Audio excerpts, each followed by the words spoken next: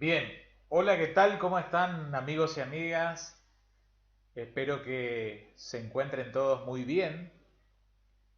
Y bueno, nos toca retomar, sí, nuestra materia, Práctica Notarial 2, que forma parte de la carrera de notariado que se dicta en la Universidad Católica de Santa Fe en su sede Posadas. Así que bueno, vamos a desarrollar en la clase de hoy todo lo referido a los testamentos. ¿Sí? Recordamos que nos encontramos en el gran bloque temático referido a la incumbencia notarial en materia sucesoria. ¿Sí? Permitan que me ubique en la guía, ¿sí?, de trabajo, y recordarán ustedes que justamente esta gran división que hacíamos tenía, tenía que ver con lo siguiente, ¿sí? Distinguir aquellos actos que se van a formalizar o que, digamos, el escribano puede intervenir en vida del causante, ¿sí? Todo ese párrafo segundo que ven allí en la guía, y también cuál es el campo o la incumbencia notarial, ¿sí?, para los escribanos una vez ya abierta la sucesión. ¿Estamos? Bien, en el video y clase anterior habíamos empezado a desarrollar todo lo referido a las donaciones, ¿sí? Hicimos un gran pantallazo y bastante profundizado de toda esa evolución que hubo, ¿sí?, en el tratamiento a las donaciones según que tengan como destinatario, beneficiario o donatario a herederos forzosos o que lo fueren terceros, ¿sí?, ajenos a ese elenco de posibles herederos de un donante, ¿sí? Y en esta clase vamos a ver todo lo referido, digamos, como siempre, con un enfoque notarial, ¿sí? Todo lo referido a este acto unilateral, ¿sí?, por excelencia, y también entendido como acto con eficacia mortis causa, ¿sí? Mortis causa, digo, o eficacia post-mortem. Estamos hablando en concreto del testamento, ¿sí? Es como ustedes lo ven allí. Entonces, en la clase de hoy, digamos, y a manera de anticipo, ¿sí?, vamos a ver tres grandes temas, ¿sí? El primero de ellos va a insumir gran parte del desarrollo de la clase de hoy, justamente referido a testamentos, ¿sí? Y después vamos a ver otros dos temas mucho más pequeños que el referido justamente a testamento, perdón, que tiene que ver con, en primer lugar, cómo ha quedado el dispositivo legal referido a los pactos sobre herencia futura, ¿sí? Y la otra cuestión tiene que ver con la denominada transmisión de bienes a legitimarios, ¿sí? Ustedes se preguntarán, ¿cómo transmisión? No es lo mismo que una donación. Lo que queremos hacer referencia con la terminología o denominación transmisión de bienes a legitimarios es cuando en vez de que una persona transfiera, supongamos a un hijo, a un descendiente, a título gratuito, transfiere la propiedad de, digamos, de un inmueble, pero a título oneroso. Entonces vamos a repasar un poco cómo ha quedado la actual redacción de un, digamos, de un artículo que ya estaba previsto en el viejo código de don Dalmacio Vélez Arfiel, que ahora fue, digamos, afinado, sí, reciclado, y qué consideraciones hay que efectuar para no cometer errores, ¿sí? Puesto que si justamente no se sigue las mandas de ese dispositivo legal, en realidad lo que podemos generar u ocasionar es que la voluntad de ese sujeto que está, digamos, transfiriendo bienes, ¿sí?, no se materialice como precisamente esta persona desee. Ya nos metemos de lleno, no quiero adelantarme, y vamos, sí, como siempre digo, manos a la obra, vamos a meternos de lleno en la cuestión referida a el testamento, ¿sí? Bien.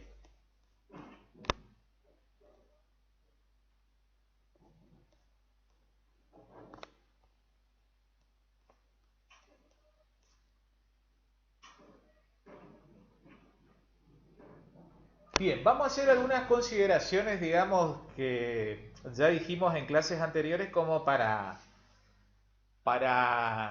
justamente enmarcar, digamos, encuadrar el tema en su debido lugar y tiempo, ¿sí? Vamos a hablar de la cuestión testamentaria, ¿está?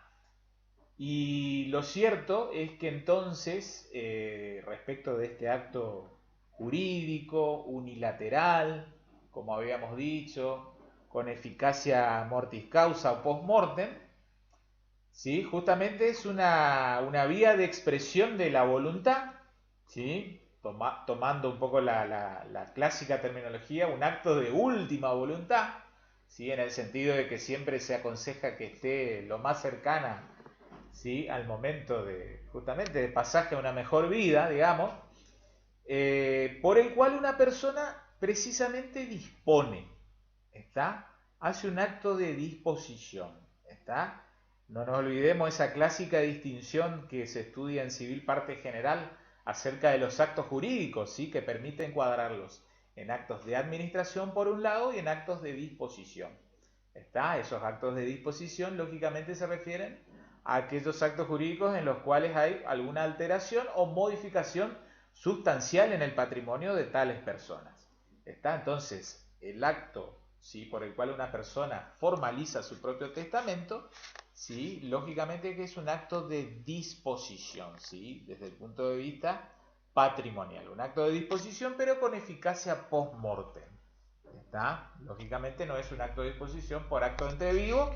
Y ya vamos a ver cómo esa cosa que aclaramos tiene digamos, importancia práctica a la hora de hablar de la capacidad para testar que eventualmente tenga algún sujeto inhabilitado judicial. ¿Está? Bien, entonces, veamos, vamos a ubicarnos el contexto, ¿sí?, y un poco la razón práctica de por qué recurrir a testamento, ¿sí? ¿Por qué habría que recurrir a la forma testamentaria, ¿sí? O para, en definitiva, como recién reafirmamos, hay un acto de disposición. ¿Y qué es lo que vamos a disponer?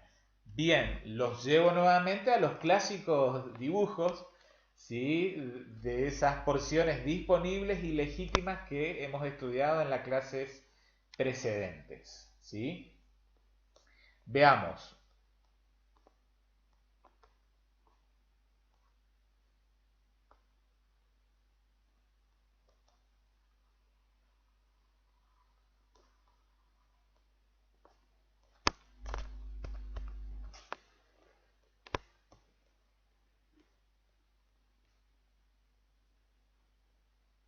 Muy bien, allí nos encontramos, ¿no es cierto?, con este dibujito, ¿sí?, de legítimas y porción disponible. Entonces ponemos de manifiesto, vamos a trabajar sobre las porciones blancas, ¿sí?, las porciones disponibles, ¿sí?, que como lo reafirmamos una vez más, va a depender del elenco de potencial heredero de una persona determinada, ¿sí?, según que tenga descendientes, ¿sí?, en cuyo caso su porción disponible será equivalente a un tercio, ¿sí? O si tiene solo cónyuge o solo ascendiente, será equivalente a un medio. Y eventualmente si tiene algún heredero con llamamiento colateral, si algún colateral hasta el cuarto grado, ¿sí?, que poseen un llamamiento eventual, ¿sí?, que justamente se va a actualizar, ¿sí?, justamente cuando se defiera una sucesión, ¿sí?, y esa vocación eventual se transforma en delación si no existen ni descendientes, ni ascendientes, ni cónyuge, ¿sí?, porque recuerdan que habíamos dicho que el colateral hasta el cuarto grado no posee legítima, ¿está? Entonces, si una persona no tiene ni descendiente, ni ascendiente, ni cónyuge, su porción disponible será equivalente al 100%. ¿Está? Y si a su vez no tiene ni descendiente, ni ascendiente, ni cónyuge, ni colateral, con mucha mayor razón aún su porción disponible será equivalente al 100%. ¿Estamos? Bien. Vamos ahora a repasar, ¿sí?, y traer, digamos, valga la redundancia, a colación, cuestiones que vimos también en la clase anterior, ¿sí?, que tiene que ver con la temática referente a la sucesión de las leyes. ¿Está? puesto que justamente en materia testamentaria ha acaecido una gran evolución entre el Código Velezano y el Código Civil y Comercial versión 2015, ¿sí? Código unificado.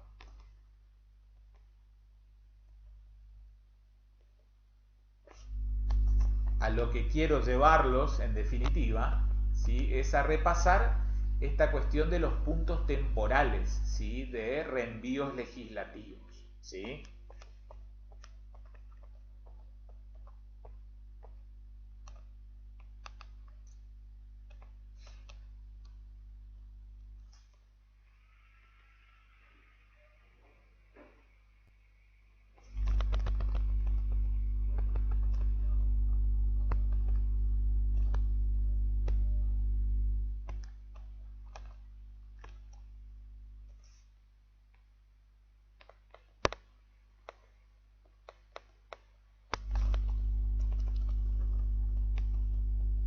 Ya nos ubicamos, ¿sí?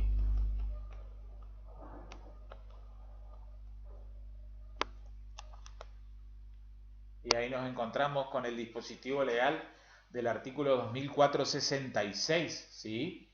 Bajo este epígrafe de ley que rige la validez del testamento, ¿sí? Recordamos entonces que tanto el contenido del testamento, su validez o nulidad, se juzga según la ley vigente al momento de la muerte del testador. ¿Está? Esto era coincidente, recuerdan, con el punto, ¿sí? De reenvío temporal justamente aplicable a la sucesión en general, ¿sí? Allí en sucesiones intestadas decíamos muerte del causante. Acá el punto temporal es muerte del testador, ¿sí? Todo lo que tenga que ver con validez o invalidez o qué posible contenido puede ser volcado, ¿sí? a un testamento, ¿sí? Entonces vamos a tener que, digamos, tener en consideración la ley vigente al momento de la muerte del testador. ¿Está? Entonces por ahí van a haber algunas cláusulas que, supongamos, fallece una persona ahora ya en el 2020, ¿sí? Y vamos a tener que ver qué cláusulas testamentarias pueden ser volcadas según el derecho vigente hoy en día, ¿sí? En cambio, en materia de formas de testar, ¿sí? Teníamos que leer el artículo 2472, ¿sí? Es decir, aquel que se refiere a ley que rige la forma. Y entonces leemos entre todo, la ley vigente al tiempo de testar rige la forma del testamento. ¿Está? Entonces, ¿qué formas son válidas de testar en un momento específico? Habrá que estarse al derecho vigente al momento de testar. Ahí hay otro reenvío temporal, distinto del reenvío temporal que nos manda hacia el momento de la muerte del testador. ¿Sí? Y eso es un poco la parte introductoria del cuadro que sigue a continuación. ¿Sí? Puesto que lo que vamos ahora a estudiar entre todos es esa gran evolución que ha sucedido en materia testamentaria, justamente referido a la cuestión de formas o maneras de testar, ¿sí? Y así es que entonces encontramos, ¿sí? Este primer pantallazo, digamos, este primer acercamiento, y advertimos que en el código de don Dalmacio Vélez Sarsfield encontrábamos maneras ordinarias de testar y por otro lado formas o maneras extraordinarias de testar, ¿sí? A la hora de hacer la referencia a cuáles eran esas formas ordinarias de testar, ¿sí? Y entonces resulta ser que encontrábamos la presencia tanto del testamento hológrafo, del testamento por acto público y del testamento cerrado, ¿sí? Por otra parte, ¿sí? En las formas extraordinarias de testar, ¿sí? Que tenían ya de por sí, digamos, vamos a ser sinceros, la materia testamentaria suele tener en nuestro país una escasísima aplicación práctica. Imagínense lo que eran a su vez las formas extraordinarias de testar si algún día se ha planteado algún caso ante los tribunales para su resolución. Pero bueno, las formas extraordinarias de testar que preveía don Vélez, encontrábamos al testamento militar, al testamento marítimo. Ojo con lo que viene aquí, ¿sí? La historia vuelve a repetirse, testamento en caso de epidemia. Vean la sabiduría de la mente de don Vélez. Y por último encontrábamos un testamento extra Código Civil y Comercial, ¿sí? Pero que era previsto por el denominado Código Aeronáutico, ¿sí? La Ley Nacional 17285, lo que se conoce como testamento a bordo de aeronave. ¿Está? Bien, quedémonos con la parte superior de este primer cuadro, ¿sí? Veamos entonces un poquito una pequeña reseña e introducción a cada forma ordinaria de testar en la época de Vélez, ¿sí? Vamos en primer lugar al testamento hológrafo, ¿sí? Por favor, no nos olvidemos que hológrafo es sin H, ¿sí? Por las dudas aclaro, porque me ha tocado una vez digamos, en la vida práctica que un juzgado, digamos, me dé el encargo de protocolizar un testamento hológrafo, ¿sí? Y el mandato de la palabra hológrafo vino con H, ¿sí? Así que como siempre se dice, se cuenta el pecado, pero no el pecador, ¿sí? Bien, hológrafo es sin H, ¿está? ¿Cuál es el testamento hológrafo? El que es otorgado, ¿sí? De puño y letra por la mano misma del propio testador, ¿está? Sin intervención de ningún oficial público. Bien, luego existía el testamento por acto público, ¿sí? Que en el contexto del Código Velezano era celebrado ante escribano y la presencia de 3 testigos, ¿sí? Bien, y luego existía el denominado testamento cerrado, ¿sí? Que en definitiva el testamento cerrado era, digamos, una mixtura de ser un testamento hológrafo, ¿sí? Que tenía la particularidad de que en presencia de un escribano se lo introducía en un sobre, ¿sí? ¿Y cuál era la particularidad de este testamento cerrado?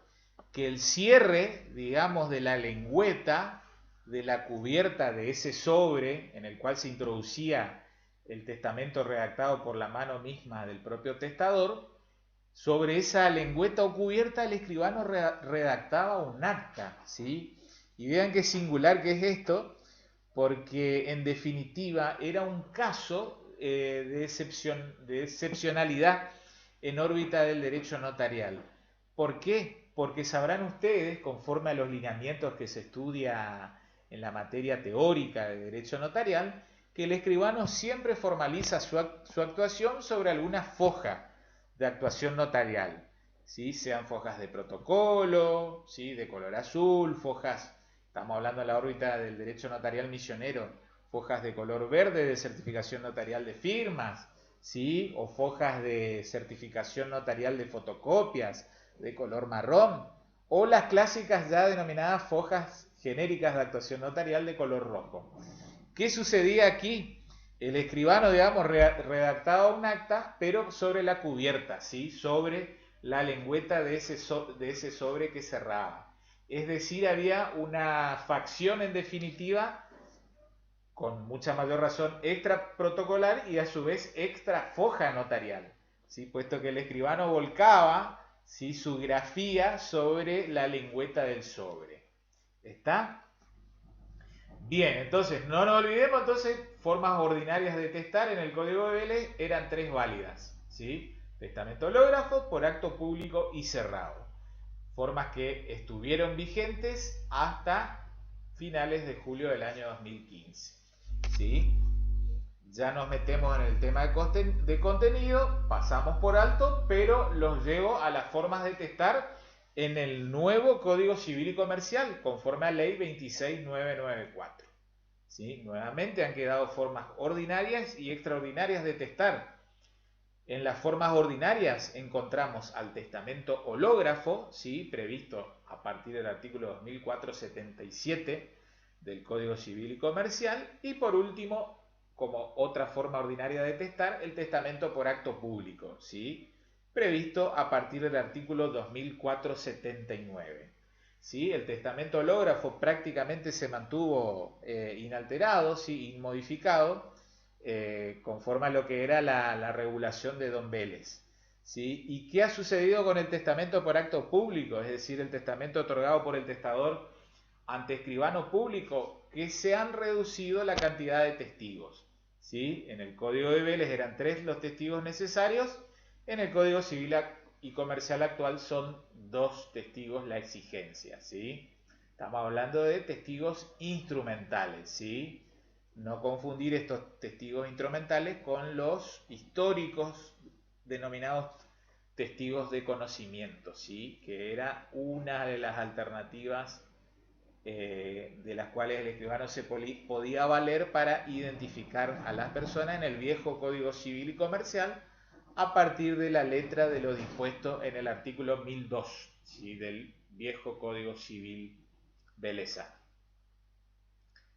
Mientras que en las formas extraordinarias, ¿sí?, de testar han quedado vigentes el testamento aeronáutico, sí, porque se mantuvo inalterado, digamos, y vigente el código aeronáutico en su artículo 85, sí, el testamento a bordo de aeronave.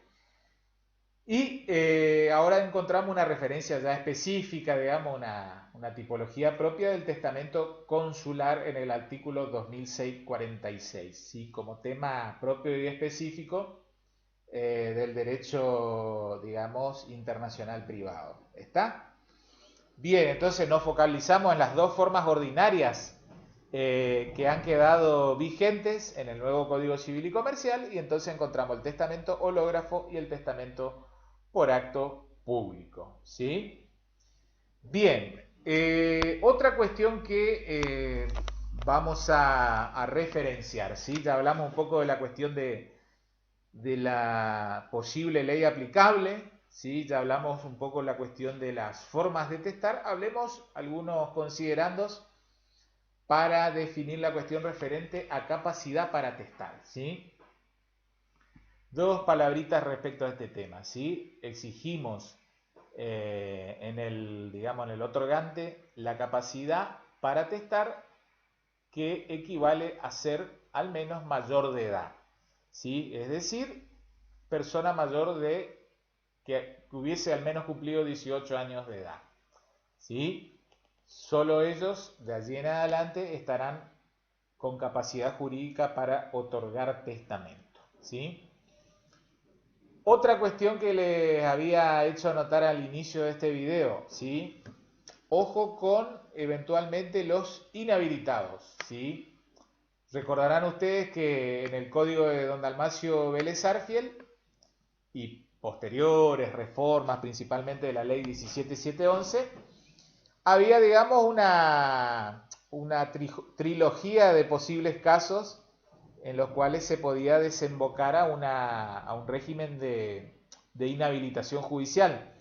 Recuerden que el inhabilitado judicial no es incapaz, ¿sí?, sino que justamente todo lo contrario, es básicamente capaz, pero con algunas limitaciones a la hora de determinados actos jurídicos, ¿sí?, del otorgamiento de determinados actos jurídicos. Bien, en el Código Velezano recuerdan, sí, que la posibilidad de declarar o recurrir a la declaración de inhabilitación judicial corría para los débiles mentales, ¿sí?, o aquellos que tenían o adolecían alteraciones mentales, los ebrios consuetudinarios, ¿sí?, y los pródigos, ¿está?, aquellos que dilapidaban una parte sustancial de su patrimonio con las conductas que llevasen a cabo adelante. De esa trilogía, digamos, vigente hasta finales de julio del 2015, quedó únicamente la fórmula, digamos, monista, ¿sí? Hay en el Código Civil y Comercial actual un solo supuesto que puede originar o desencadenar inhabilitación judicial, ¿sí? Estamos hablando del supuesto de prodigalidad. ¿Cuál es el régimen en definitiva del inhabilitado judicial? ¿Sí? Que justamente va a adolecer de esa incapacidad relativa en definitiva respecto de los actos, ¿sí?, de disposición entre vivos, pero no respecto de los actos de disposición mortis causa o con eficacia post-mortem. Entonces, eventualmente un inhabilitado judicial se encontraría habilitado, ¿sí?, para otorgar válidamente su testamento. Bien, eso era otra cosita por aclarar. Bien, otra cuestión, digamos así, de praxis, digamos. ¿Por qué recurrir a la forma ya sea hológrafa o a la del testamento por acto público? ¿Sí? ¿Cuáles son las principales razones que se argumentan de uno u otro lado? ¿Sí? Tradicionalmente se suele decir que el testamento hológrafo es mucho más económico, está siempre al alcance del testador si, su otorgamiento, ¿está? Pero como contrapartida, digamos, y como escribano, digamos, de sangre, de pura cepa que somos, lógicamente que siempre vamos a asesorar y lograr generar, digamos, la mayor seguridad jurídica en el requirente, ¿sí? De allí que siempre asesoremos que si viene un requirente a escribanía, que si tiene intenciones de testar, que lo haga en la forma, digamos, por acto público ante escribano. ¿Cuáles son las ventajas? En primer lugar, la matricidad, ¿sí? Puesto que no se olviden que el testamento va a ser otorgado, ¿sí? Por escritura pública, el original de esa escritura, ¿sí? Que se hace en protocolo, en definitiva, queda en poder y custodia del notario autorizante, ¿sí? Y lógicamente lo que se expide a favor del testador es una copia o testimonio de ese acto, ¿sí? Hay que comunicar, como siempre decimos, el contenido del acto protocolar a la comunidad y se pide una primera copia. Eventualmente, si ese testador luego pierde esa primera copia, más adelante será factible expedir segunda o ulterior copia. ¿Está? Lo cual, lógicamente, no sucede o acaece en materia de testamento hológrafo. Así que el testamento hológrafo, en materia de seguridad jurídica, es justamente su gran talón de Aquiles que ante que ese instrumento quede raído, ¿sí? O se extravíe, vean todas las ulterioridades legales que pueden llegar a acaecer. ¿Está? Así que bueno, lógicamente entonces asesoremos en pos de lograr que el requirente formalice su testamento por escritura pública, ¿sí? Lógicamente deberá traer en tal sentido testigos, ¿sí? Testigos, ¿sí? Para el referido acto, ¿sí? Para cumplir la forma que establece el Código Civil y Comercial, ¿sí? No se olviden que estamos en presencia de una formalidad, de un acto formal solemne, ¿sí? Con solemnidad absoluta, ¿sí? Si no se cumple las formas, en definitiva, que permite el Código de testar, estamos en presencia de una nulidad de tipo instrumental. Bien.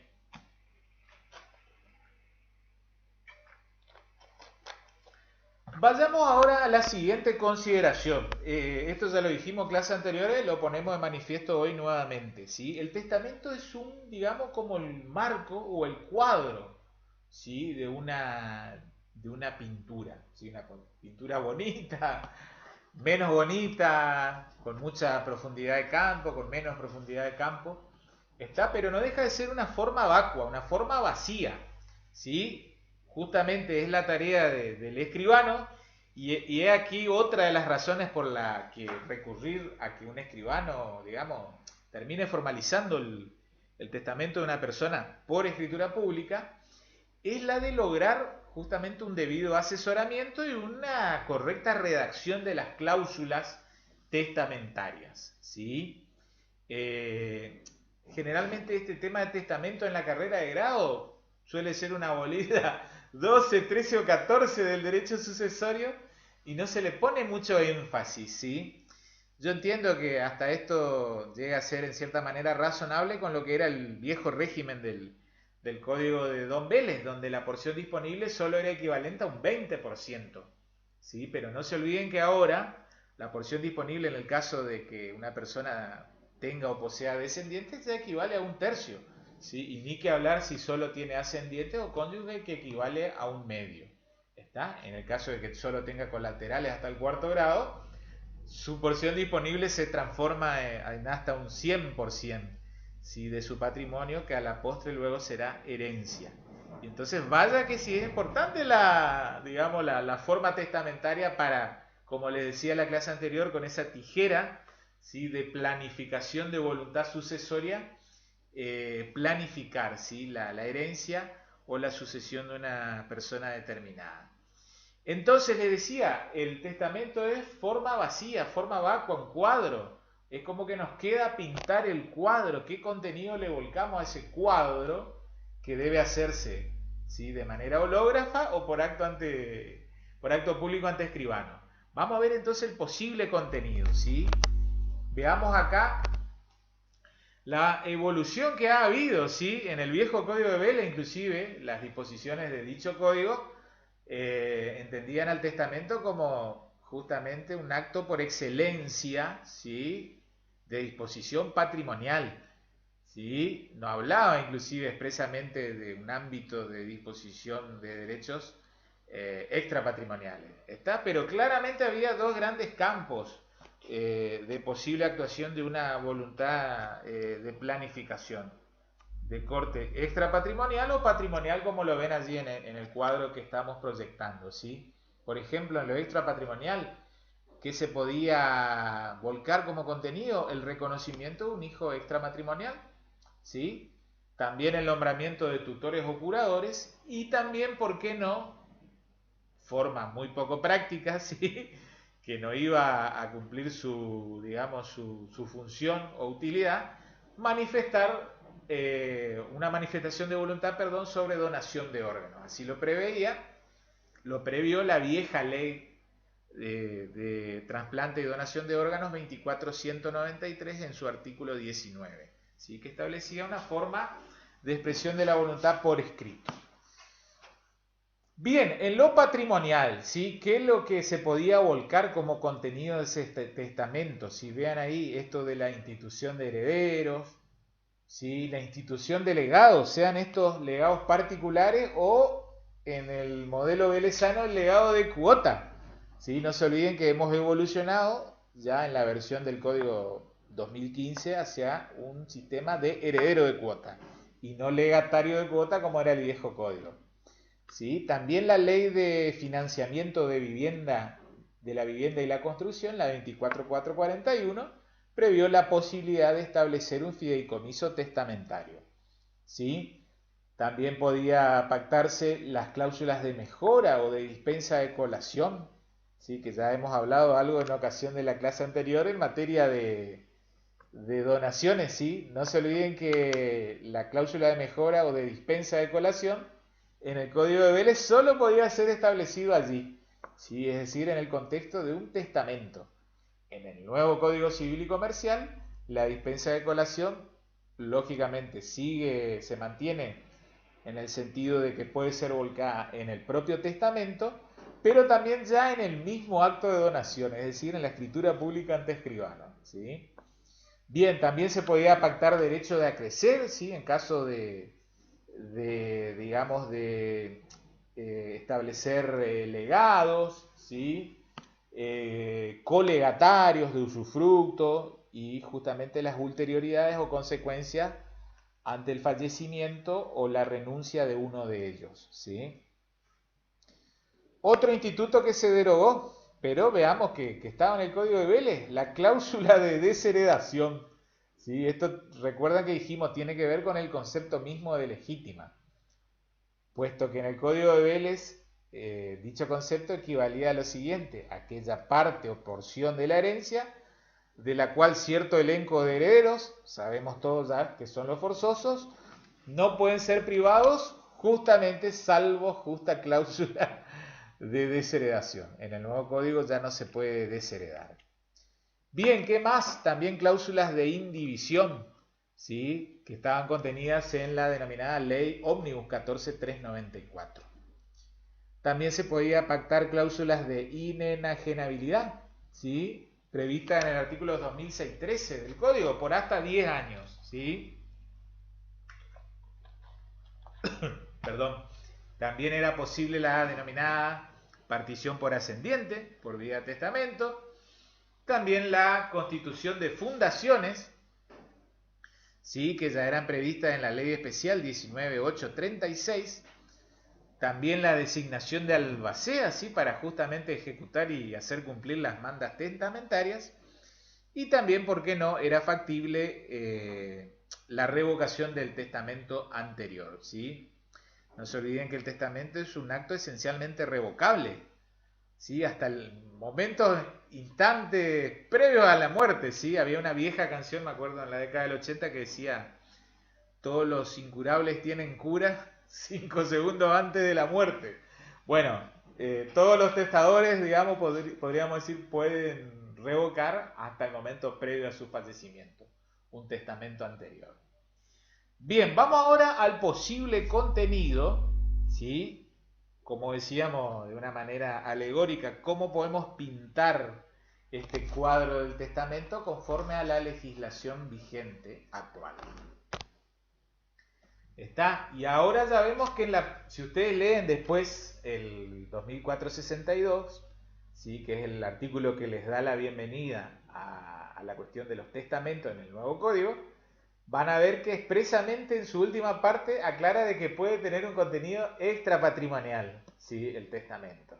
¿Sí? Lógicamente ya todos sabíamos que ese contenido podía ser patrimonial y esto lo dispone expresamente en ese mismo artículo 2462 en su primera parte.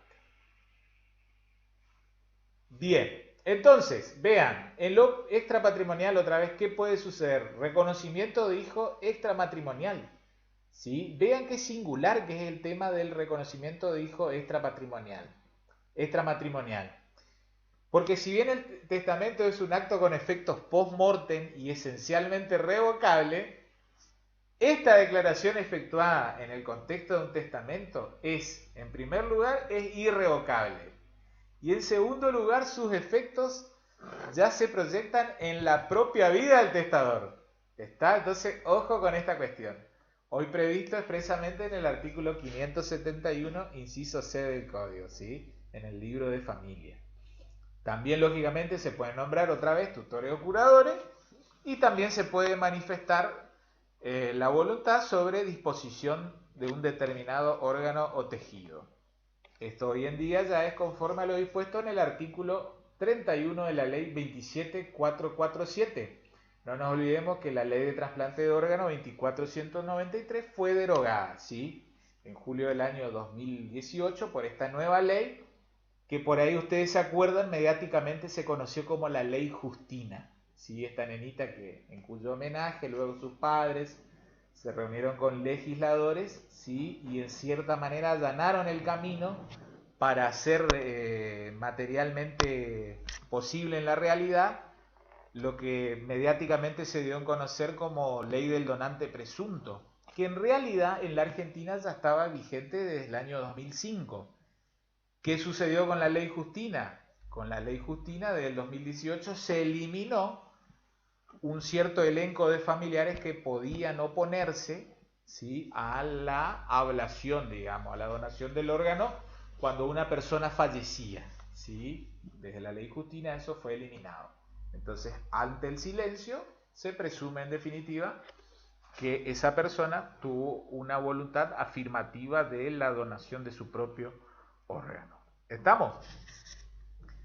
Bien, vamos ahora a las cuestiones patrimoniales, ¿está? Vamos a hablar de institución de herederos, universales o de cuota, como lo repasamos en su momento a la hora de ver esos distintos casos de concurrencia posible. ¿Sí? También esto de los legados, ¿sí? Un objeto o un conjunto de objetos que se deja, ¿sí? Por testamento a una persona o un grupo de personas determinadas, ¿sí? También el fideicomiso testamentario, ahora ya previsto en el propio artículo 2493. ¿Sí? Y la dispensa de colación o cláusula de mejora, conforme a la versión del Código Civil y Comercial vigente, prevista en el artículo 2385, primer párrafo. ¿Está? Que se puede dar en el testamento o en el propio acto de donación. Otra cuestión, vean qué interesante, esto hay que trabajarlo luego en la práctica y en la teoría. La mejora especial a favor de heredero con discapacidad, ¿sí? Previsto en el artículo 2448. También se puede plantear alguna cláusula de derecho de acrecer, ¿sí? En el caso de establecer colegatarios de usufructo, ¿sí? Cláusulas de indivisión forzosa, como lo eran en la vieja ley 14394, ahora ya incorporado en el Código Civil y Comercial 2330, su artículo. Cláusulas de inenajenabilidad, ¿sí? Para el legatario, supongamos que recibe por testamento hasta 10 años, ¿sí? también la partición por ascendiente por vía de testamento, muy poco utilizada. Nuevamente se mantiene lo de las fundaciones, ¿sí? Esto de la constitución de testamento. Recordemos que la ley de fundaciones fue derogado y su texto prácticamente se transmitió íntegro al propio Código Civil y Comercial, artículos 193 y 195. Vean esto, qué importante, la afectación al régimen de protección de vivienda. ¿Sí? Esto está previsto en el artículo 245, segundo párrafo.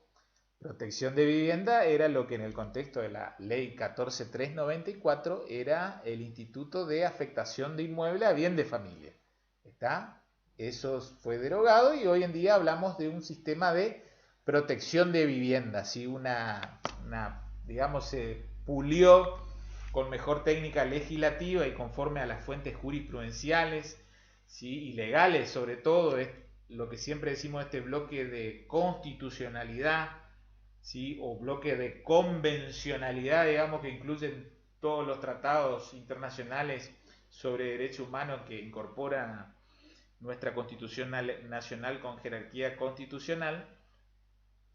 En definitiva, llevan a que se proteja, ¿sí? Ya con el carácter de vivienda, ¿sí? Bien, también la cuestión de designación de albacea y también nuevamente se mantiene esto de que el testamento es esencialmente revocable, ¿sí? De allí que una de esas cláusulas testamentarias podría ser tranquilamente la revocación de un testamento anterior. ¿Está? Bien, eso en cuanto al contenido. Volvemos a parafrasear entonces cómo pintar ese cuadro, ¿sí? Ya sabemos que el cuadro es o testamento hológrafo, ¿sí? O testamento por acto público en la versión vigente, ante escribano y dos testigos. ¿Cómo lo pintamos? Con todo ese contenido, ya sea de índole extrapatrimonial o patrimonial. Vamos a meternos un poco a afinar las cuestiones de las formas de testar, ¿sí? Vean,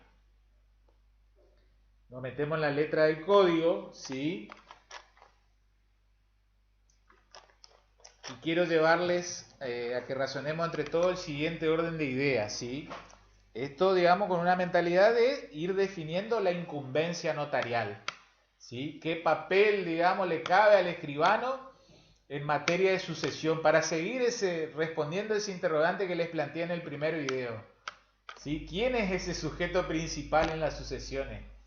¿Es el abogado o es el escribano? ¿Sí? ¿O son ambos? ¿Sí?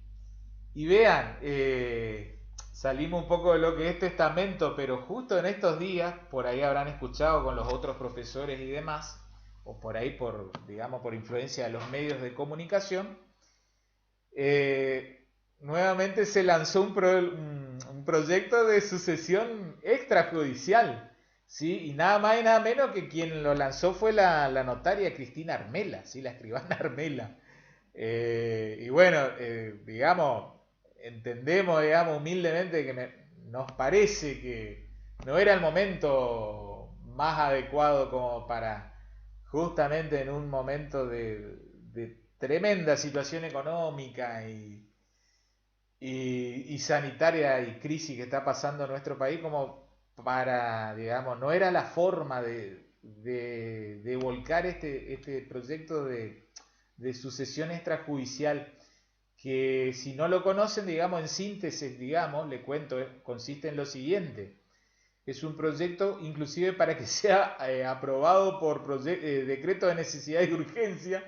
Ya desde lo formal, digamos, me parece que estamos, digamos, empezando por mal camino, para promover, digamos, sucesión extrajudicial que posibilite la determinación de herederos, ¿sí? Por acta notarial, ¿sí? De notoriedad, para justamente parientes, en definitiva, de gente que ha fallecido por COVID-19.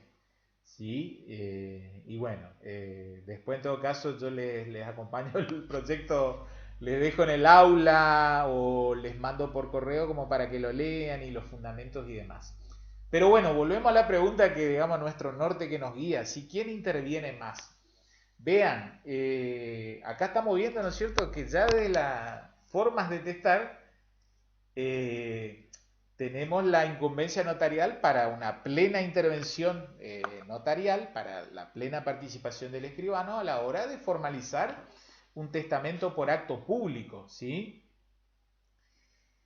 Pero lo importante es que razonemos entre todos que en realidad el escribano en ambas formas de testar vigente tiene su incumbencia notarial garantizada. ¿Por qué? Porque en materia de testamento hológrafo, ¿sí? Lo que vamos a hablar a continuación un poco es la dinámica de los testamentos en el contexto ya de una sucesión testamentaria por tramitar, ¿sí? Por llevar adelante. ¿Está? Vamos a hacer, digamos, la distinción de caminos según que vayamos por el camino de encontrarnos con la presencia de un testamento hológrafo o vayamos por otro sendero camino de encontrarnos en presencia de un testamento por acto público. ¿Sí? Vamos a ver que inclusive en algún momento los caminos se separan, ¿sí? Pero luego confluyen en un único y exclusivo camino. ¿Está? Ya me hago entender con esto que le estoy anticipando. Vean, el testamento hológrafo todos sabemos que es un testamento justamente otorgado por la mano misma del propio testador, ¿sí? Fechado, escrito y firmado por la mano de ese testador. ¿Dónde viene la intervención notarial garantizada por la legislación? Viene justamente en la eficacia post-mortem. ¿Sí? Acá también quiero llevarlos a lo siguiente, que entendemos que hay una errónea comprensión acerca de cómo funciona el testamento, ¿sí?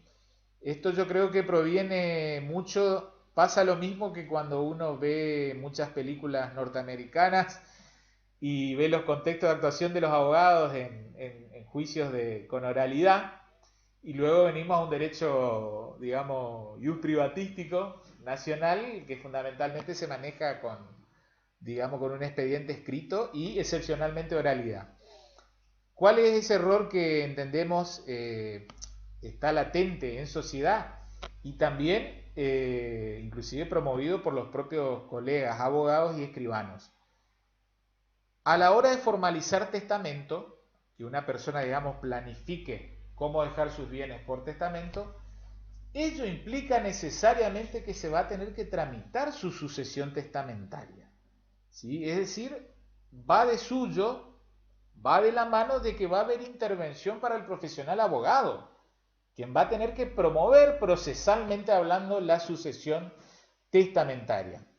¿Por qué le decía el error? Porque vemos en las películas o por ahí inclusive, digamos, cruzamos, digamos, el océano Atlántico en orden de películas españolas y francesas, en donde muchas veces en la oficina de un abogado o de un escribano se abre un sobre, como que contuviera un testamento, y ahí mismo ya se entrega la titularidad de los bienes y la posesión de los mismos. Bien, creo que hay hasta un capítulo de la, digamos, de la serie esta Casados con Hijos, en donde Franchella, Pepe Argento le pasa algo parecido o similar a lo que le estoy contando. El tema es así, en la Argentina, sea el testamento hológrafo o sea por acto público, va a requerir sí un monopolio de intervención judicial. ¿Está? Vean, vamos a lo siguiente. Llegamos entonces a la rotonda y vamos por el camino del testamento hológrafo, ¿sí? Vamos por el camino del testamento hológrafo. Fallece el testador. ¿Qué es lo que hay que hacer? Entonces, promover la sucesión testamentaria con el original del testamento hológrafo otorgado. ¿Está? Entonces, ¿cómo siguen allí los pasos procesales? Y he aquí la intervención garantizada, ¿sí?, del notario titular o adscripto de registro, es decir, del notario autorizante de registro. ¿Dónde se ve su participación autorizada? Está prevista hoy en día ya en la letra del propio Código Civil y Comercial, ¿sí? No se olviden que este nuevo Código Civil y Comercial 2015, justo en una de las cuestiones que más fue criticado, es que se se metió a regular, digamos, procedimientos, así como una ley de fondo empieza o tiene pretensiones de regular procedimientos. Una de las cuestiones justo en las que se introdujo, se metió de lleno, es en la sucesión testamentaria, ¿sí? ¿Dónde está garantizada, vuelvo al hilo de ideas, la participación notarial? En la protocolización del testamento hológrafo. ¿Sí? La protocolización del testamento hológrafo debe formalizarse por ante escribano público de registro, ¿sí? Sea este titular o adscripto. Ahora bien, ¿cómo hacer para que a un escribano le caiga, digamos, entre comillas, un caso de protocolización? El notario autorizante deberá inscribirse en el listado de auxiliares de la justicia, que se da por allá por el mes de octubre, noviembre de cada año, ¿sí? Digamos, por impulso y llamado del propio colegio. Luego el colegio pasa una lista al Superior Tribunal de Justicia.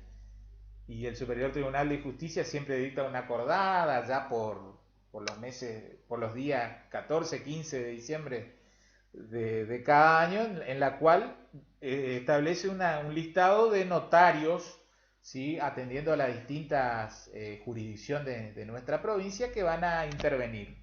Por ejemplo, en protocolizaciones de testamentos hológrafos, ¿sí? De sucesiones testamentarias que se promuevan, o como notarios que formalizarán actas de incautación, ¿sí? En procesos de quiebra, ¿sí? O también hasta por ahí para algún estudio de título por manda o mandato judicial de un juez. ¿Está? Bien, entonces esa es la manera en que puede llegar a participar un escribano en la protocolización de un testamento. Bien, ¿qué recaudos hay que tener a la hora de protocolizar un testamento? Vean, la participación notarial ya viene a ser un paso sucesivo en la sucesión testamentaria.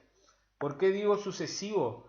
Porque antes de que el escribano protocolice un testamento hológrafo, en el propio expediente de sucesión testamentaria, y acá hay una variación, ojo, presten atención, en el Código Civil velezano se pedía la presencia de 2 testigos que reconozcan la firma del testador.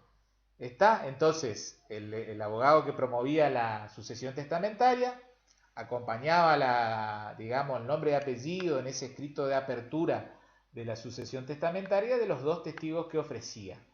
Luego estos eran llamados en una audiencia, ¿sí? Y en definitiva se terminaba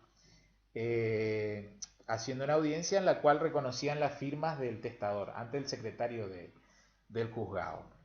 ¿Qué pasó? En el nuevo Código Civil y Comercial actual, esto ha evolucionado hacia un sistema de pericial caligráfica. ¿Está?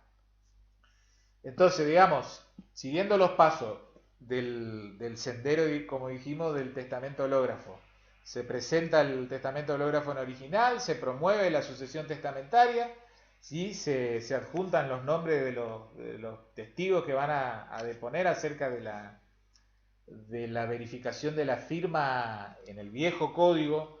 En el nuevo código en realidad hay que indicar que se promueva una pericial caligráfica, ¿sí? Y lógicamente va a haber que desinsacular un perito calígrafo que se expida sobre la... No sé, digamos, cómo harán la práctica ese cuerpo de escritura comparativo, porque ya notaba la presencia del testador. Pero bueno, eso dejemos al profesional perito calígrafo que hable al respecto.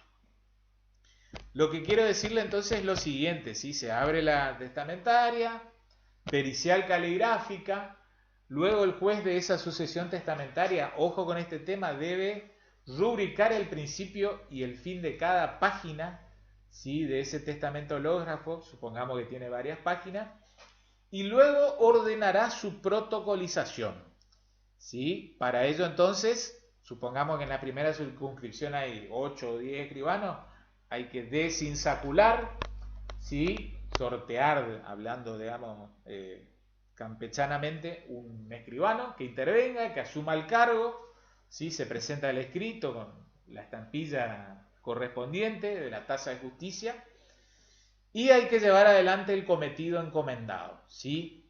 Ahora bien, ¿qué significa protocolizar?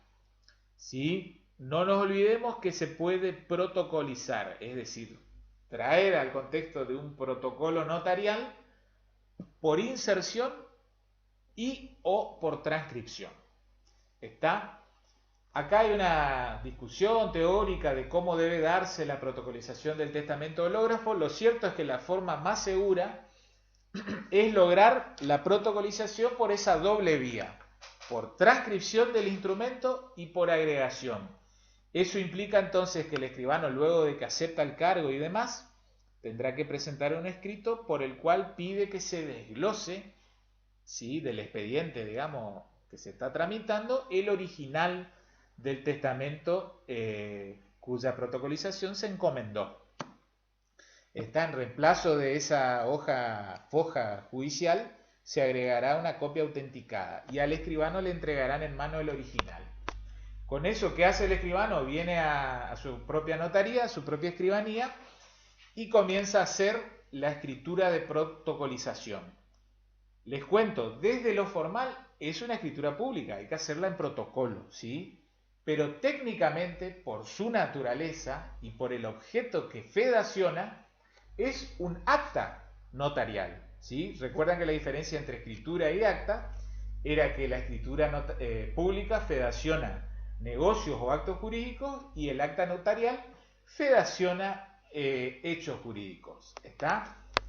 ¿Por qué un acta notarial? Porque el propio escribano, ¿sí?, va a dotar de autenticidad un acto propio, ¿sí? ¿Se acuerdan que el escribano en sus parcelas atributivas, ¿sí?, en donde él mismo habla, apropiativas, perdón, en las cuales él habla, expone, narra, ¿sí?, autentica, y aquí autentica un hecho suyo que quedará, digamos, con la caparazón del valor autenticidad, es decir, irrefutabilidad hasta tanto se promueva el procedimiento de redargución de falsedad, ¿sí?, o acción civil o penal de declaración de falsedad, ¿sí? Entonces, transcripción, ¿sí?, y agregación. ¿Está? Otra cosita de esta acta de protocolización de testamento hológrafo, vean que singular. Es también digamos, un caso de excepción dentro de la lógica del derecho notarial. Porque el derecho notarial que uno estudia, ¿sí?, y cuando uno habla de la escritura pública desde lo teórico y también desde lo práctico, ¿sí?, recuerdan que la actuación notarial siempre es a requerimiento de parte, ¿sí?, es una actividad rogada. El escribano, el notario no actúa de oficio, ¿sí?, sino siempre a solicitud de parte interesada. Por ende, siempre va a haber alguien que efectúa la rogación, la rogatoria, ¿sí? En el contexto de escritura pública, esto queda, digamos, diseminado, difuminado en el propio texto escriturario, pero en el acta notarial queda bien patente porque siempre hay una primera parte que es la rogatoria, ¿sí?, en donde viene una persona y expresa por qué quiere que un escribano intervenga, y luego habrá una segunda parte, formalmente hablando, que es la diligencia, que es la fedación del hecho rogado, más arriba. ¿Qué pasa en esta acta de protocolización? ¿Por qué les digo que es excepción a la lógica del derecho notarial? Porque es una escritura pública sin compareciente. ¿Sí? No hay compareciente que hace la rogatoria, ¿sí? Y uno podrá decir, pero entonces estamos en presencia de un instrumento inválido, desde lo formal no hay rogación. No, no es así. La rogatoria, ¿saben en qué consiste? Es una rogatoria judicial, ¿sí? Es el mandato del juez que ordena protocolizar, ¿sí?, que ordena cumplir con ese encargo. Entonces uno en esa escritura pública de protocolización, de testamento, hológrafo, ¿sí?, lo que tiene que hacer es transcribir distintas piezas procesales. Entre otras, por ejemplo, entonces vamos a transcribir la carátula, ¿sí? También vamos a transcribir quizás también el escrito de apertura del profesional como para, digamos, contextualizar, ¿sí? También vamos a transcribir el acta de desinsaculación de notario interviniente, también la foja en donde uno acepta el cargo y lógicamente la resolución judicial que ordena la protocolización. Ahí va a estar la rogatoria, ¿sí? Para que luego nosotros hagamos propiamente, cumplamos, digamos, el encargo que se nos encomendó, tenemos que transcribir el texto del testamento hológrafo, ¿sí? Si hay alguna parte que no se entiende, y bueno, expresar que hay alguna parte ilegible, ¿sí? La cuestión es que se transcribe entonces, ¿sí? Íntegramente, y luego se expresa que nada hay más por cumplir para justamente cumplimentar el encargo. ¿Está? Y firma y sello del notario autorizante. No va a haber la firma de ningún sujeto compareciente. Vuelvo a reiterar, excepción a la lógica básica del derecho notarial, porque es una escritura sin compareciente. ¿Está? De tal manera entonces el escribano sí cumple con su encargo. La transcripción del testamento hológrafo, ¿sí? Hay que ahora comunicarlo digamos, a la comunidad, al juzgado, a los interesados.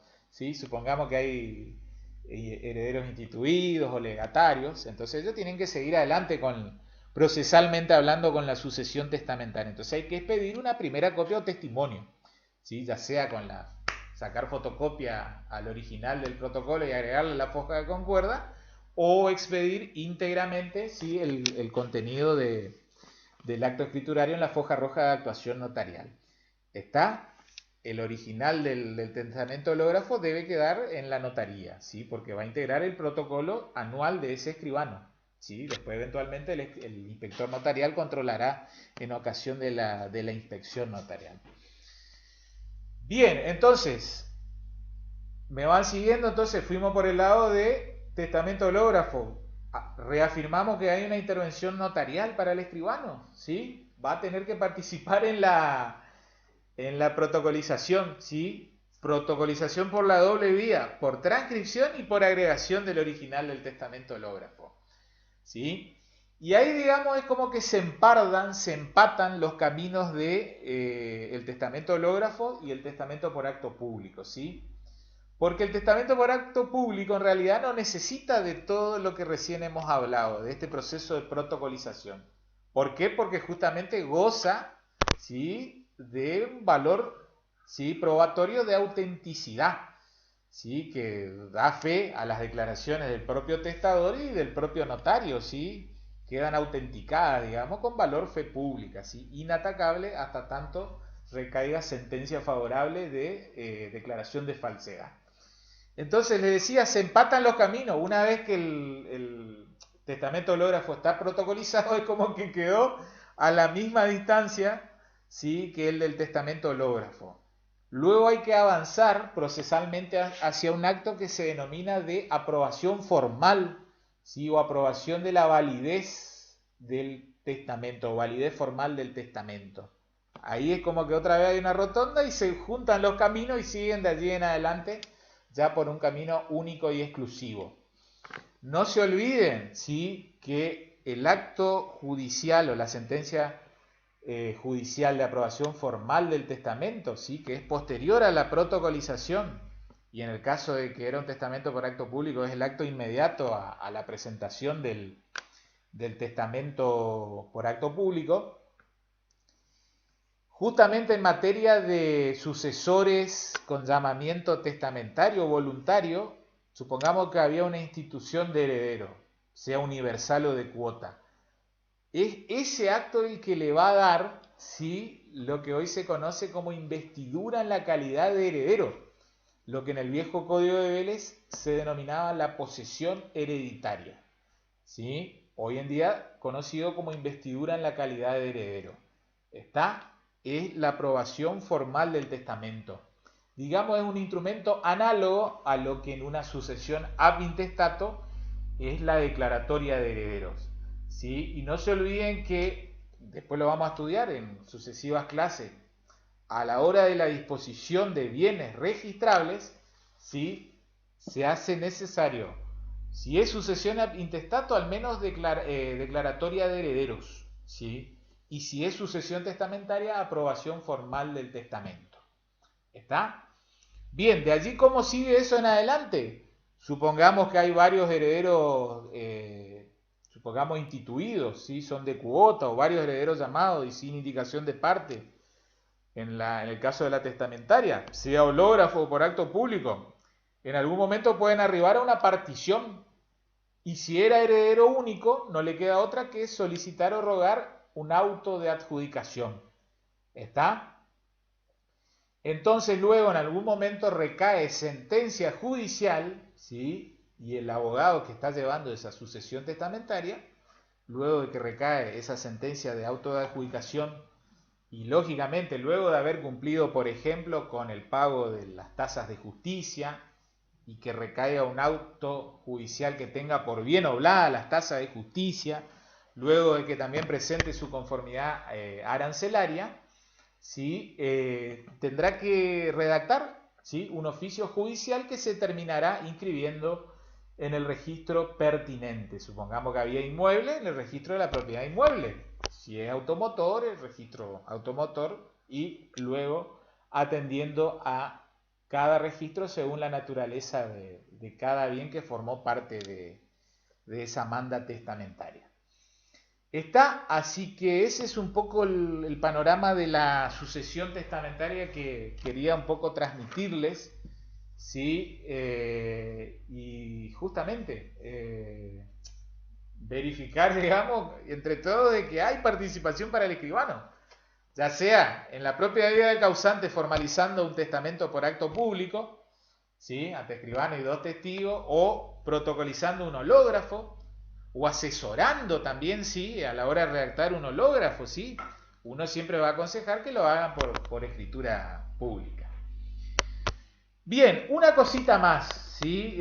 Para cerrar el tema de testamentos. Vean, es lo siguiente, esto es prácticamente desconocido en la comunidad, salvo desde hace unos 2 años para acá, en donde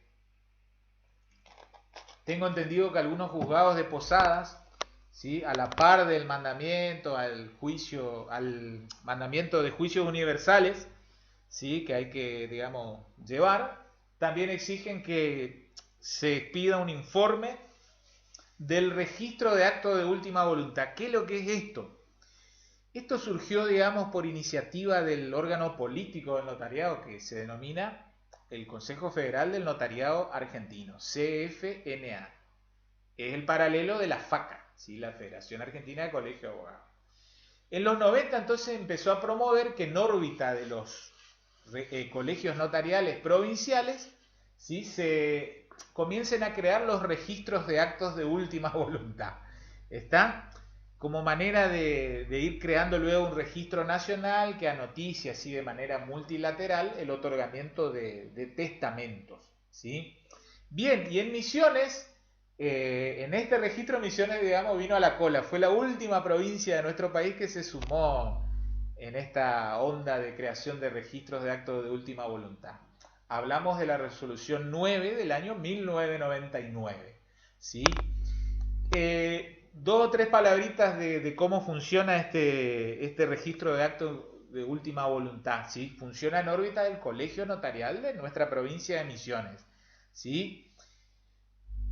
¿Qué actos deben inscribirse? Bueno, todos los actos que tengan que ver con la materia testamentaria, todos los testamentos. Hoy en día nos quedan vigentes el hológrafo, el testamento por acto público o alguna revocatoria de testamento también, ¿sí?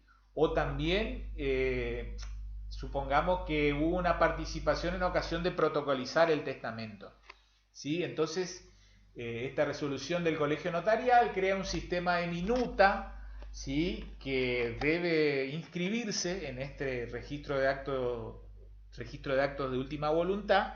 Hay que acompañar en un sobre cerrado una fotocopia del acto celebrado ante escribano, ¿sí? Y hay un plazo para inscribir, ¿sí? 45 días contados desde que tuvo intervención el escribano, ¿sí? Es decir, si al escribano se le presenta un acto que tenga por objeto, en definitiva, por federación, sea por acto público, materia testamentaria, o supongamos que hasta certificó firma en un testamento hológrafo, lo cual no transforma ese testamento en un testamento por acto público, el escribano debe inscribir en este registro de actos de última voluntad, ¿sí? Es una minuta que por duplicado, acá les muestro el modelito, ¿sí? Ha quedado un poco desactualizado ya con todas estas reformas del año 2015, nuestro modelo de minuta del registro de actos de última voluntad de nuestra provincia, ¿sí? Porque hace referencia a artículos del código de don Dalmacio Vélez Sarsfield. ¿Está? Pero véanlo ahí, hay un enverso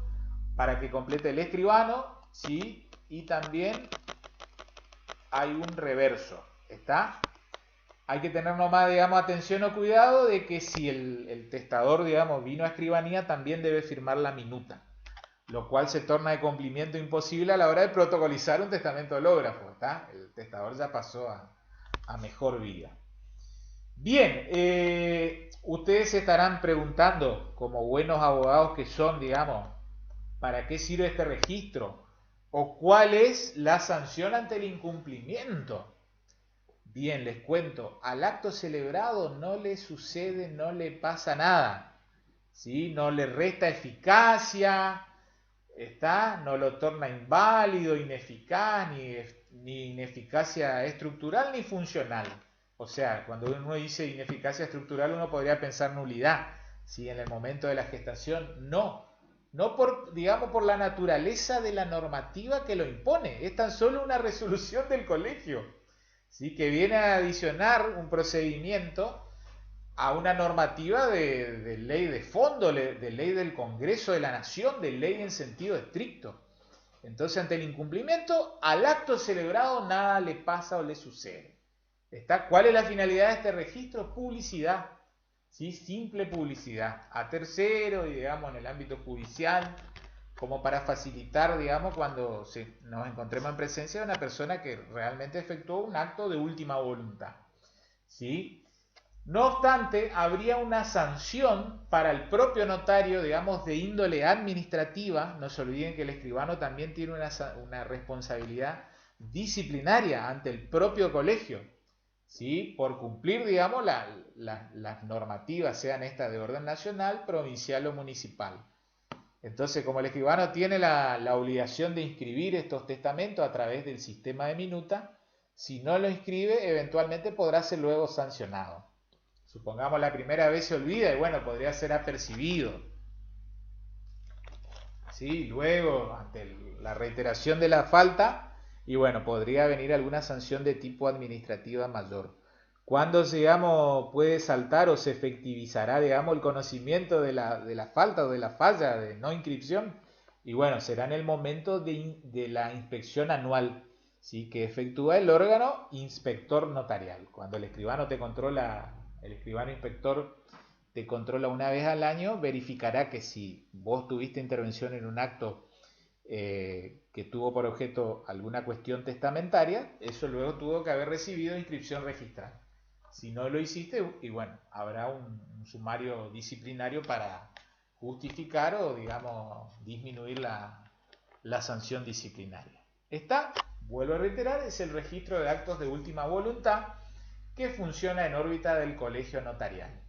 Como simple anticipo, no se olviden que sobre el final de este gran bloque temático también vamos a hablar de un registro de actos de autoprotección, ¿sí? Que funciona de manera muy análoga, muy similar a este registro de actos de última voluntad. ¿Estamos? Bien, dos temitas más y vamos cerrando la clase de hoy, ¿sí? Esta interesante clase de hoy.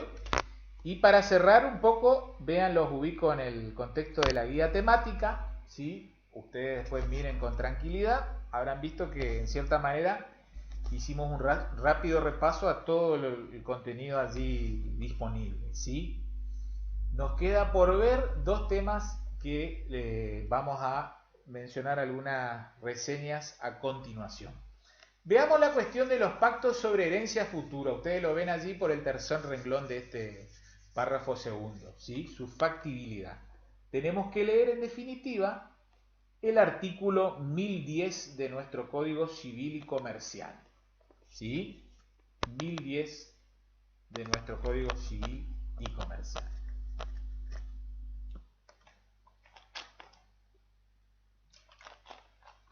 Bien, acá tenemos dos párrafos, es como que nos quedamos en lo que veníamos y lo que ha evolucionado, ¿sí? El primer párrafo es lo que todos hemos estudiado en el grado en abogacía si nos formamos con el Código Velezano.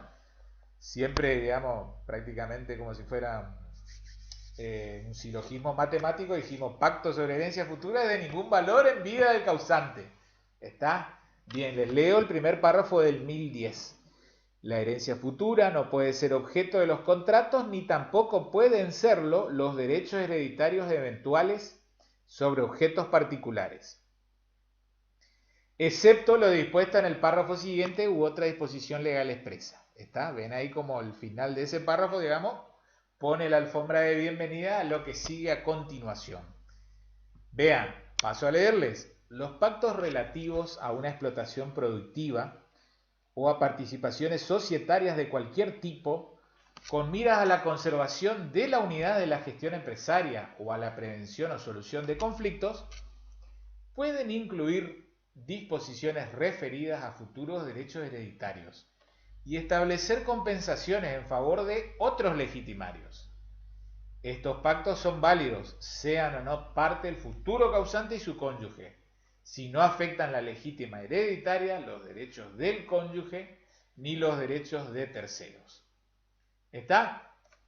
Entonces, el segundo párrafo, digamos, que hace ahora un ámbito margen de gran excepción al principio general de prohibición de pactos sobre herencia futura, está ligado justamente a la cuestión societaria, empresarial. Es un poco lo que la doctrina italiana en su momento ha dado en denominar los llamados protocolos de familia, ¿sí? Protocolos empresariales de familia, ¿sí? Sea que esas empresas estén formalmente, digamos, representadas, ¿sí? Por personas jurídicas con capital social y cuyo capital social esté conformado ya sea por acciones o por cuotas. ¿Sí? Entonces vean cómo los herederos, ya sean ellos entre sí o eventualmente con herederos descendientes de algún cónyuge o hasta con el propio causante, ¿sí? Alguna modalidad de compensación, ¿sí? O de cesión de cuotas, ¿sí? Que va a ser factible, ¿sí? Que lo pacten. ¿Está? Digamos, hay amplitud en cuanto al tema de forma. ¿Sí? Lógicamente, como escribano siempre vamos a asesorar de que se formalice por escritura pública. ¿Está? Lo cierto es que, vean, entonces se puede estar tratando en vida del propio causante algún futuro de derecho hereditario si eso tiene que ver con algún emprendimiento de explotación productiva, ¿sí? Alguna cesión de cuotas ya, o eventual participación en alguna empresa. No se olviden que siempre en la familia hay gente que algunos se dedican a la actividad productiva, otros son creativos y se van de viaje a Europa, Asia, África, ¿sí? Y entonces este nuevo código, vuelvo a reiterar, siguiendo este modelo de los protocolos de familia europeo, da esa alternativa. Yo creo que es un tema de que los escribanos tenemos que trabajarlo con mayor detenimiento y luego ir viendo cómo la vara de la jurisprudencia en todo caso va a ir limitando, ¿sí? Si es que hubo excesos. Porque no nos olvidemos que otra vez, como siempre, hay que manejarse y no vulnerar legítima. ¿Está? Siempre eventualmente se va a estar trabajando sobre una porción disponible en principio del futuro causante. Bien, y el último tema que nos toca por ver en esta clase de hoy, ¿sí? Es lo que vemos allí en ese segundo renglón de la guía de trabajo, ¿sí? Esto de transmisión de bienes a legitimarios, ¿sí? Vamos a leer el artículo 2461 de nuestro Código Civil y Comercial. Dos palabritas de ese tema, vean. Perdón. El frío está haciendo bella. Bien. Bien, nos ubicamos entonces, vean. Todo lo que vimos en la clase anterior era transmisión a título gratuito, ¿sí? Veíamos de que en esa donación entonces el donante transfería a un donatario, sea este forzoso o legitimario, o bien sea un tercero totalmente ajeno a su futura sucesión. Está, transmisión a título gratuito. Lo que acá estamos, digamos, tratando en este artículo es ver cómo encuadrar cuando una persona en realidad vende los bienes a sus hijos. Esto no es un negocio prohibido, ¿sí? No hay ninguna incapacidad de derecho que un padre le venda los bienes a sus hijos. ¿Está? Ahora bien, después entren ustedes en la lectura del nuevo código que ha sido reciclado, pero el nuevo código, sí, a diferencia del viejo artículo 3600, a ver, ya les confirmo para no decirles mal el artículo.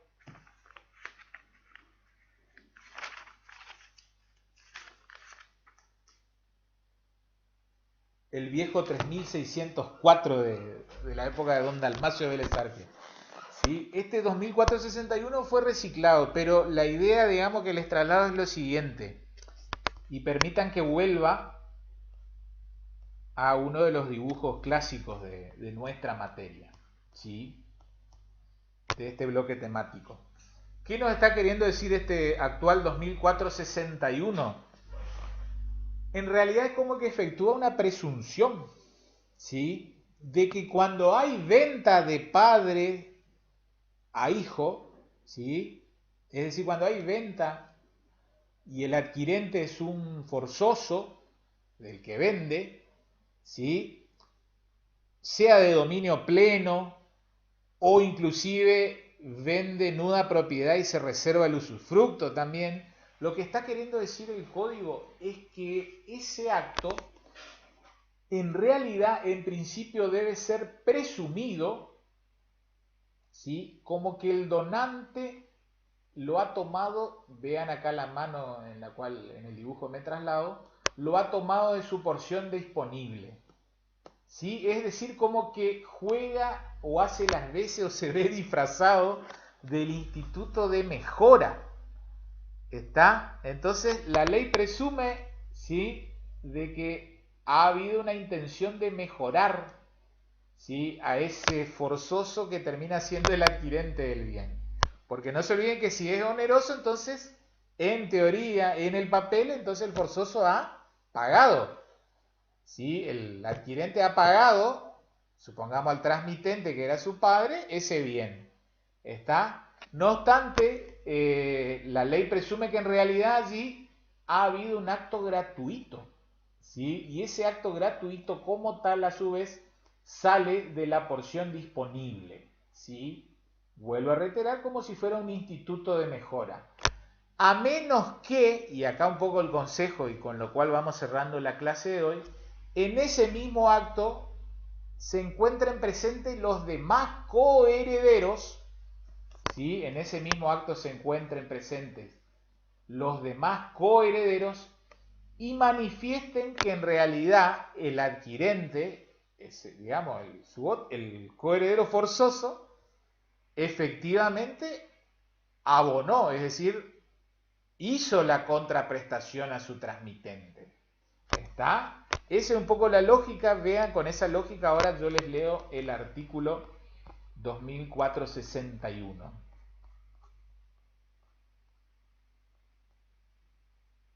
Vean, 2461.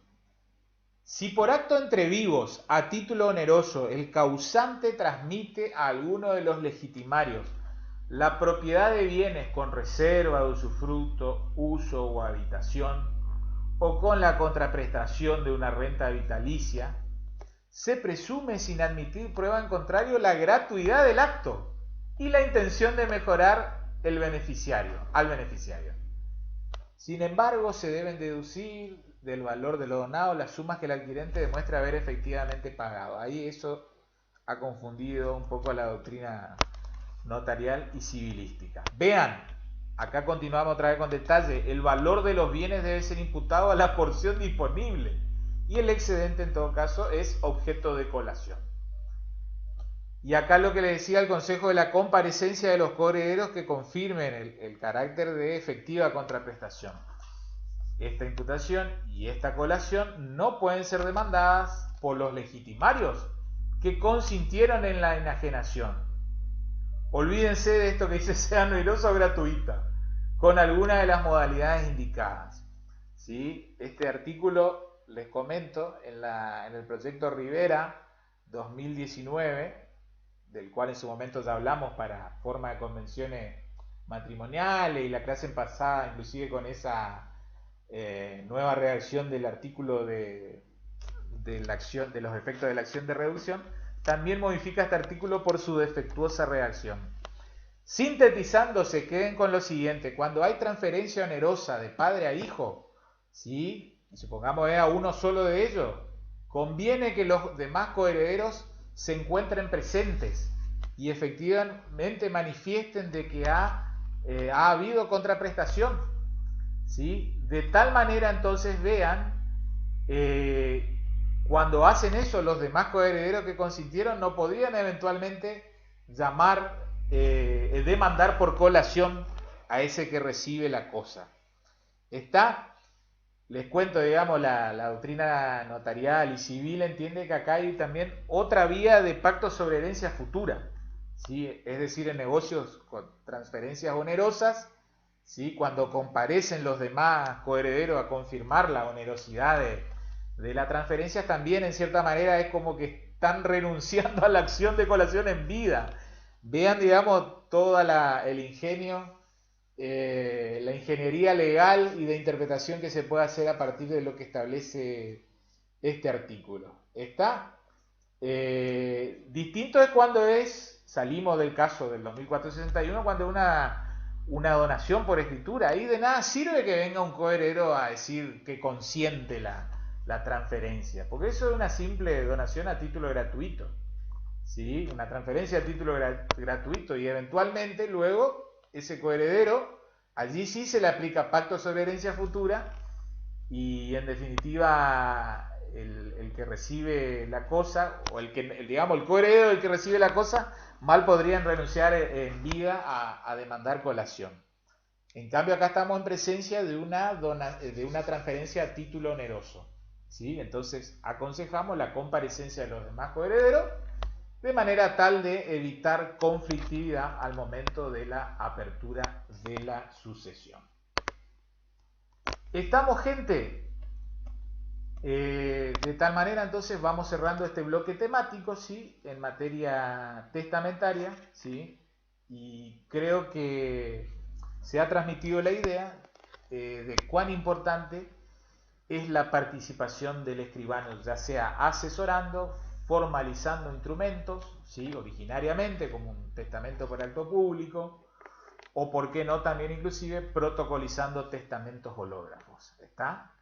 Y más aún que ahora existe el registro de actos de última voluntad, donde tenemos esa manda legal de inscripción registral de la minuta de esos actos de última voluntad. ¿Estamos? Así que bueno, espero que haya resultado útil esta clase, ¿sí? Que se haya transmitido, digamos, este mensaje de conocimiento, y los espero en una clase con posterioridad. ¿Está? Muchas gracias por la atención, buena semana y nos vemos en la próxima. Gracias y chao.